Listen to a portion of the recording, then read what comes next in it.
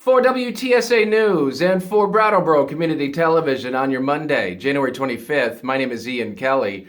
These are some of the stories we're following at this hour. Windham County had 4 new COVID-19 cases reported Sunday, according to the Vermont Department of Health. Statewide, there was 1 new death with 120 new cases. In New Hampshire, Cheshire County reported 35 new cases. Statewide, there were 808 new positive tests and 6 deaths.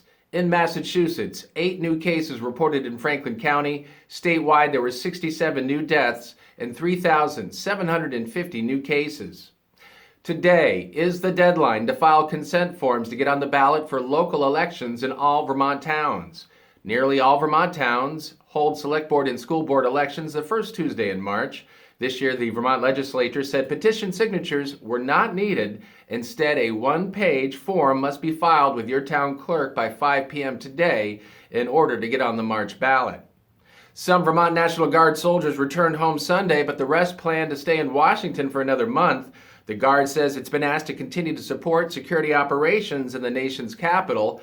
Pending Governor Scott's approval, most of the more than 100 soldiers will remain in D.C. until February. About 30 soldiers returned to Camp Johnson Sunday evening. On Tuesday, another 30 soldiers will board buses to Washington to replace them. Starting today, Vermonters 75 and over will be able to get an appointment for a COVID-19 vaccination. A website and a phone number will be announced today by the Vermont Department of Health, with vaccinations taking place in Brattleboro and many of the other larger towns beginning Wednesday. After this round, the state will open appointments to those 70 over and then 65 and over.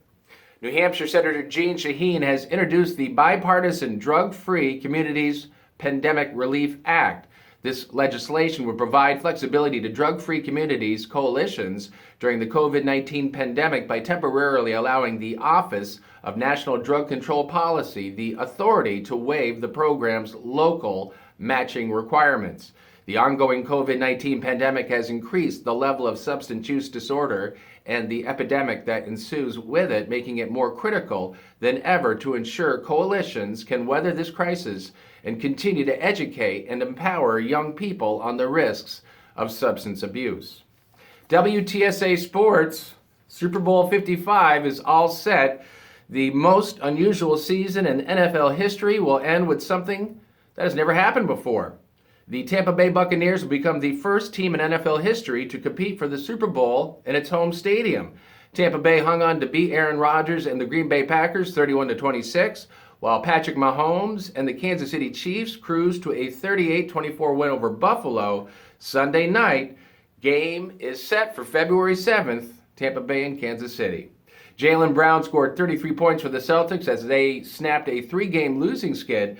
The Celtics beat Cleveland 141-103. Boston is at Chicago this evening. Tip-off is at 9 p.m. For WTSA News and for Brattleboro Community Television on your Monday, January 25th, my name is Ian Kelly.